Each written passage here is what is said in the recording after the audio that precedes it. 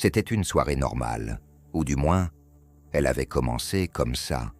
J'étais assis sur le canapé, à faire défiler mon téléphone sans réfléchir, comme je l'avais fait des centaines de fois.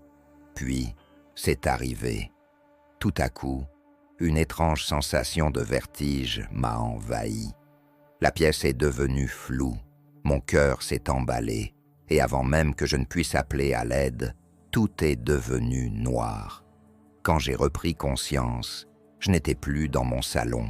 Je flottais, sans poids, en train de regarder mon propre corps, inerte sur le canapé, mon téléphone toujours allumé dans ma main. La panique m'a saisi.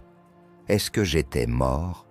Avant que je ne comprenne ce qui se passait, une lumière éclatante a percé l'obscurité, illuminant tout avec une intensité indescriptible. C'est à ce moment-là que je l'ai vu. Ce n'était pas une silhouette floue, ni une simple idée, c'était lui. Une présence si puissante, remplie de lumière et d'amour, que je ne pouvais détourner le regard. Il a tendu la main, et instinctivement, je l'ai saisi. À cet instant précis, ma réalité entière a basculé. J'ai été projeté dans une vision qui révélait ce qui allait arriver avant 2025. Ce que j'ai vu a bouleversé tout ce que je croyais savoir sur la vie, la technologie et l'avenir de l'humanité. Alors maintenant, je te pose la question. Es-tu prêt pour ce qui s'en vient? Parce que le temps pour se préparer est en train de s'écouler. Ma vie n'avait rien d'extraordinaire, juste occupée et bruyante, comme celle de tout le monde. Je passais mes journées à jongler entre le travail, les courses et les distractions, toujours collé à un écran.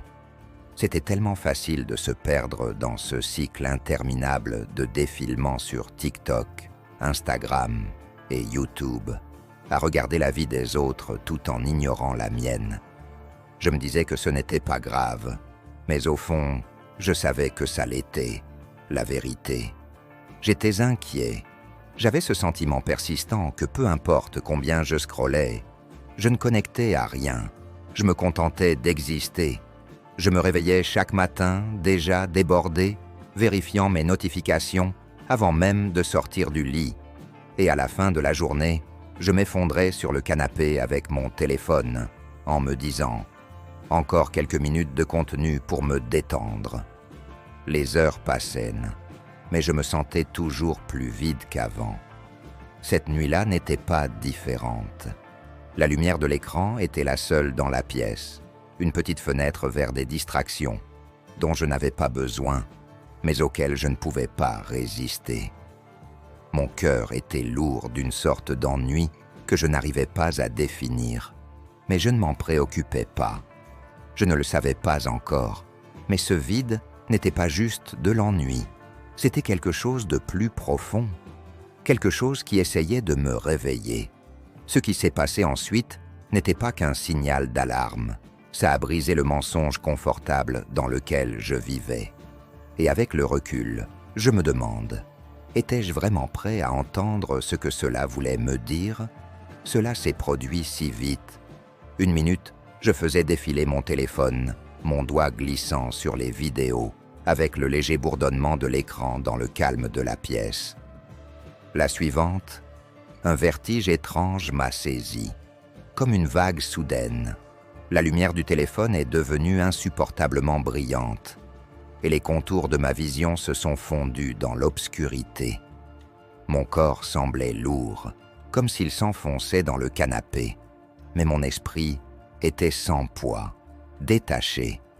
Je me souviens d'avoir essayé de me lever, de crier pour que quelqu'un vienne m'aider, mais avant même que je puisse respirer, tout s'est figé. Le silence était assourdissant. Quand j'ai ouvert les yeux, je n'étais plus dans mon salon. Je flottais, suspendu dans un vide étrange, en train de regarder moi-même. Mon corps était affaissé sur le canapé, le téléphone encore allumé et immobile dans ma main. C'était impossible, mais j'étais là, en train de regarder. La peur m'a envahi alors que j'essayais de crier, de tendre la main, pour me secouer et me réveiller. Mais rien ne fonctionnait. J'étais piégé, impuissant et silencieux, mon cœur battant dans un corps que je ne pouvais même plus ressentir. Puis, dans un coin de l'obscurité, une lumière aveuglante est apparue, si brillante qu'elle semblait me traverser. Au début, je ne comprenais pas ce que c'était. Ce n'était pas juste de la lumière, c'était vivant, une chaleur, une puissance et surtout un amour.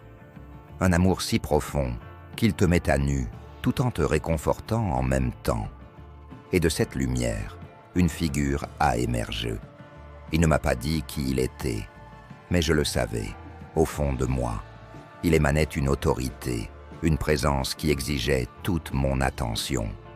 Ses yeux, à la fois doux et pénétrants, ont croisé les miens, et pendant un instant, ma peur s'est transformée en émerveillement. Il a tendu la main vers moi, et sans réfléchir, j'ai tendu la mienne. Dès que nos mains se sont touchées, tout a changé.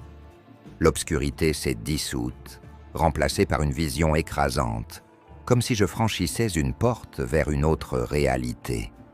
Tout autour de nous, il y avait des écrans lumineux, innombrables, flottant étrangement dans les airs. Des téléphones, des tablettes, des téléviseurs, tous vivants, pulsant d'une énergie étrange et dérangeante. Mais ce n'étaient pas les appareils eux-mêmes qui m'ont glacé sur place. C'était ce que j'ai vu à travers eux, des visages, des millions de visages, fixant les écrans comme hypnotisés. Leurs expressions étaient vides, creuses, comme si la lumière des écrans avait aspiré leur âme. Des chaînes s'étendèrent de chaque écran, s'enroulant autour des poignets, des chevilles et même des cœurs. Sur chaque chaîne, un mot était gravé, comme brûlé dans le métal. Distraction, envie, désespoir, luxure, orgueil. J'ai murmuré, tremblant. Ils ne savent même pas qu'ils sont enchaînés. La figure à côté de moi, celle qui m'avait guidé jusqu'ici, s'est tournée vers moi avec une tristesse profonde. « Voilà, dit-il, sa voix douce, mais lourde de chagrin, l'arme la plus puissante de l'ennemi, à servir sans être vu. » À cet instant, j'ai compris une vérité terrifiante. Ces chaînes n'étaient pas seulement des chaînes, c'étaient des pièges créés par une force sombre et rusée, bien au-delà de ce que je pouvais comprendre. Et alors que je restais là, paralysé par le poids de cette révélation, une question n'arrêtait pas de tourner dans ma tête. Suis-je moi aussi pris dans ces chaînes? La vision a changé. Les écrans lumineux et les chaînes ont disparu, et je me suis retrouvé au milieu d'un immense champ de bataille. Mais ce n'était pas un champ de bataille comme on pourrait l'imaginer. Il n'y avait ni armes, ni soldats, ni explosions, seulement des gens. D'un côté, il y avait des parents, des grands-parents et des aînés, leurs visages marqués par la frustration et la colère. Ils pointaient du doigt, lançaient des accusations, leur voix tremblante de ressentiment. Vous êtes paresseux, égoïstes et accros à vos écrans. Vous détruisez tout ce qu'on a construit. De l'autre côté, il y avait les jeunes, ma génération, accrochés à leurs appareils, répliquant avec autant de colère « Vous ne nous comprenez pas, c'est vous qui avez créé ces problèmes, vous nous avez laissé ce désordre. » Le chaos était total. Les cris se chevauchaient, la colère crépitait dans l'air, et aucun des deux camps ne semblait prêt à écouter. J'étais figé, observant alors que la figure lumineuse me montrait quelque chose à la lisière du champ de bataille. Là, dans l'ombre, se tenait une silhouette enveloppée de ténèbres qui observait et riait l'ennemi. Il ne se battait pas, du moins pas directement. Il n'en avait pas besoin. Il se nourrissait de la division, attisant les flammes de la colère et du blâme. La figure rayonnante à mes côtés a parlé à nouveau, sa voix douce mais pleine de tristesse. Ils sont censés être unis, se battre ensemble contre cette obscurité. Mais regarde comment l'ennemi les a montés les uns contre les autres. Ces paroles m'ont frappé comme une pierre. Je pouvais le voir clairement. Ce cycle infini de disputes, élargissant le fossé entre les générations, les parents rejetant les luttes de leurs enfants, les enfants en colère contre leurs parents pour ne pas comprendre leur douleur, et au centre de tout ça, l'ennemi triomphant. Je me suis tourné vers lui, désespéré, en quête de réponse. Que peuvent-ils faire? Que pouvons-nous faire? Ils doivent se réveiller, dit-il, sa voix lourde d'avertissement et d'espoir. Ils doivent n'éprouiller les uns pour les autres, enseigner ma parole et se battre ensemble, pas les uns contre les autres. Les générations plus âgées doivent voir que leurs enfants et petits-enfants sont attaqués. Ils doivent les protéger, pas les accuser. Et les plus jeunes doivent honorer et apprendre de leurs aînés, car j'ai placé la sagesse dans leur cœur. Le champ de bataille s'est dissous, remplacé par une structure immense. Un temple qui semblait à la fois ancien et futuriste. Ses murs luisaient, comme s'ils étaient en fait de verre et de métal, reflétant une lumière artificielle qui pulsait comme un cœur qui bat. À l'intérieur, l'air était lourd, presque électrique, chargé d'un mélange d'émerveillement et de peur. Le temple était bondé, rempli de milliers, peut-être des millions de personnes, toutes rassemblées dans une sorte de révérence. Mais il était clair qu'ils n'adoraient pas Dieu. Au centre du temple se trouvait une figure assise sur un trône, baignée dans une lumière froide et rayonnante qui semblait attirer tout le monde vers elle. Ce n'était pas une présence divine, c'était humain. Ou du moins, cela ressemblait à un humain. Cette figure n'émanait pas l'amour ou la paix, mais autre chose, du pouvoir, du contrôle, et quelque chose de profondément troublant. Je me suis approché, traversant la foule, et j'ai compris qu'ils ne faisaient pas que s'incliner. Ils étaient complètement consumés, totalement hypnotisés par cette figure. Certains levaient leurs téléphones en l'air comme des offrandes. D'autres murmuraient des louanges, mais ce n'étaient pas des mots de foi ou d'amour, plutôt des paroles de validation, de statut et de gratification. Puis, j'ai vu ce que les écrans reflétaient. Ils ne montraient pas seulement la figure sur le trône, mais semblaient vivants, pulsant au rythme des pensées et des actions des adorateurs. Ils affichaient des chiffres, des abonnés, des likes, des commentaires, un flux incessant de validation qui enchaînait chaque personne à son appareil. Je me suis tourné vers la figure lumineuse à mes côtés, sentant la panique monter en moi. Qu'est-ce que c'est? Pourquoi adore-t-il? Ça, il m'a regardé avec une tristesse qui semblait pouvoir briser mon cœur.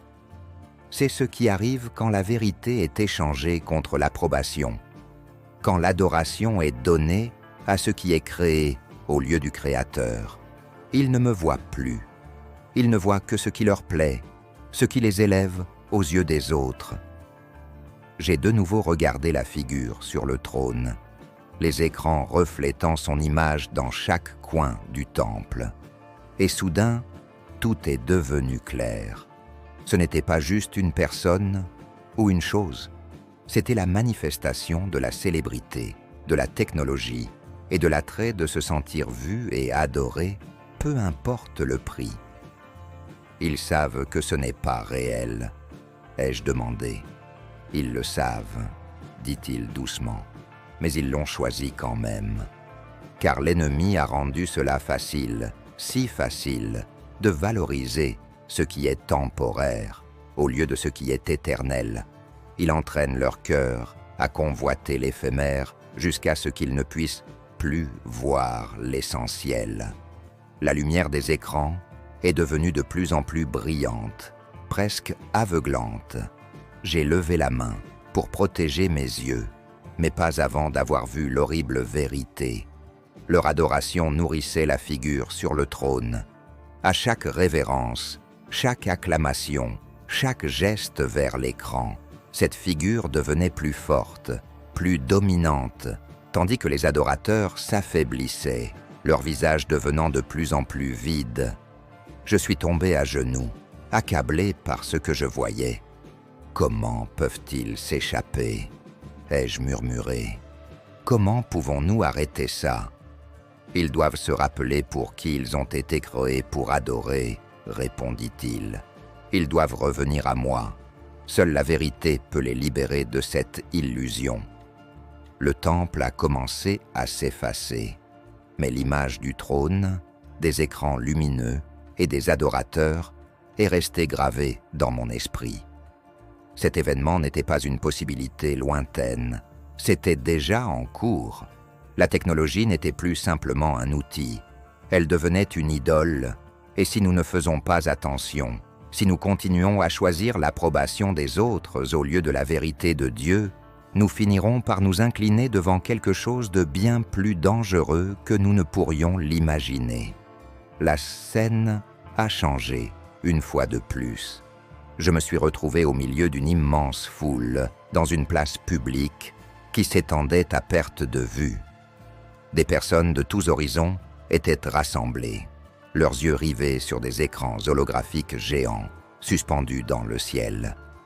Sur ces écrans brillait un unique symbole, lumineux, presque éthéré, une marque. En observant la foule, j'ai remarqué quelque chose de glaçant. Sur leurs fronts et leurs poignets, la même marque commençait à apparaître, d'abord faiblement, puis devenant de plus en plus brillante. Cette marque semblait les lier, les attirant toujours plus vers le symbole dans le ciel. Ce qui m'a terrifié, c'est que ces gens n'hésitaient pas. Ils acceptaient cette marque presque avec joie, comme si c'était un cadeau ou une promesse. Certains souriaient, d'autres murmuraient des mots comme « unité, progrès » et « paix », mais tout le monde ne suivait pas. Éparpillés dans la foule, il y avait ceux qui refusaient la marque. Leurs visages étaient différents, non pas hypnotisés, mais angoissés. Ils se tenaient ensemble, protégeant leurs fronts et leurs poignets, comme pour résister à une force invisible. La division était frappante, comme si une ligne avait été tracée à travers l'humanité. Ceux qui acceptaient la marque étaient enveloppés d'une lumière éclatante, acclamés et célébrés. Mais ceux qui refusaient étaient fixés du regard par des silhouettes sombres, tapies, au bord de la place.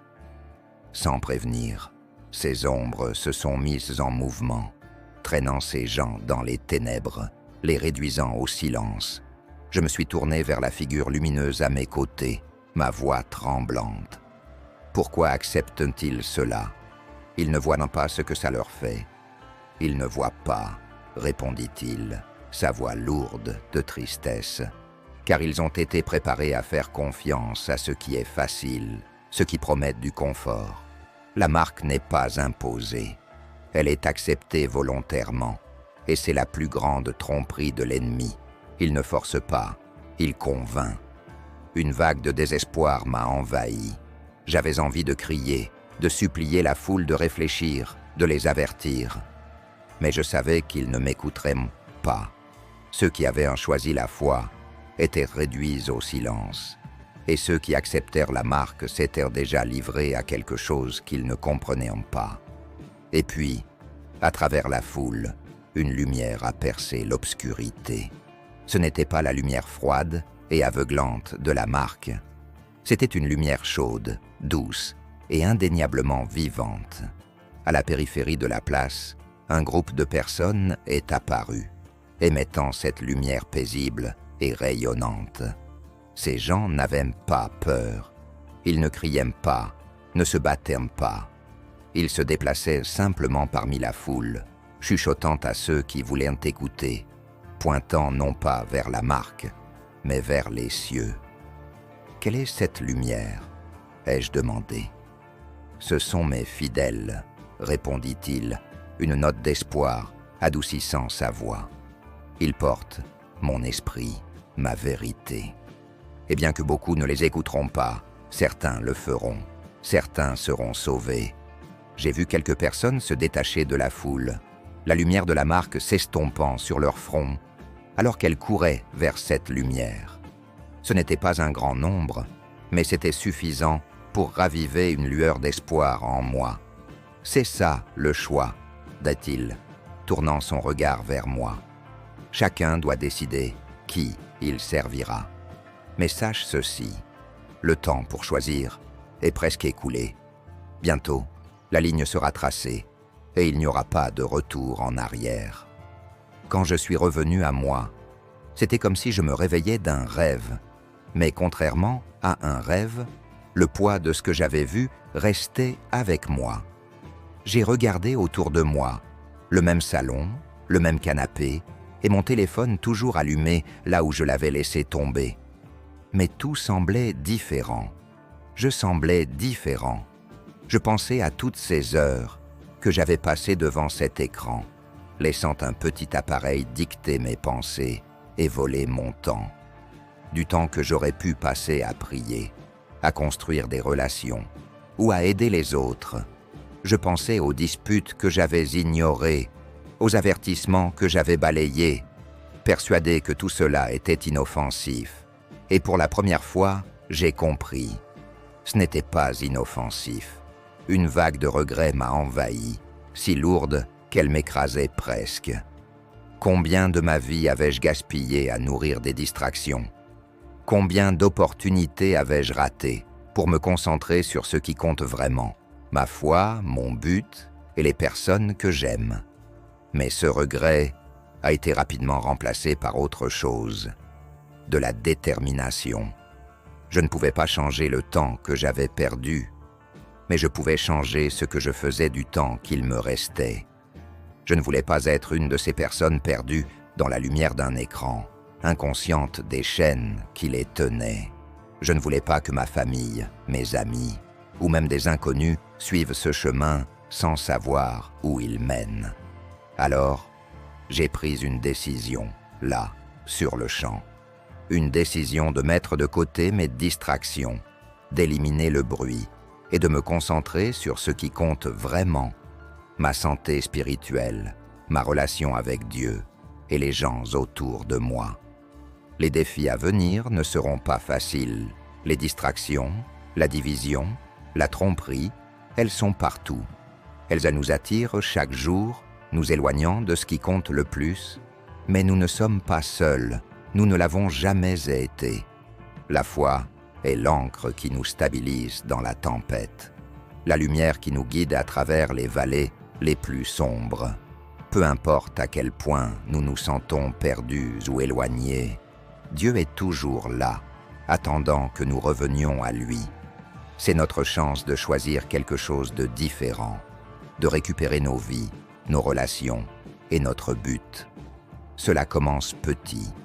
Éteindre les écrans pendant les repas, avoir une vraie conversation avec un proche, ouvrir la Bible et laisser ses vérités nous pénétrer. Prier, même si ce ne sont que quelques mots. Ces actions simples, faites avec intention, peuvent créer des vagues qui vont bien au-delà de ce que nous pouvons voir. Alors, je te pose la question, qu'est-ce qui te retient? Qu'est-ce qui te distrait de ce qui compte vraiment? Et que peux-tu faire aujourd'hui, maintenant, pour changer cela? Il n'est pas trop tard. Nous pouvons encore nous retourner, encore guider ceux que nous aimons, encore choisir ce qui est juste. Mais le temps s'écoule. Ne perdons pas une seconde de plus.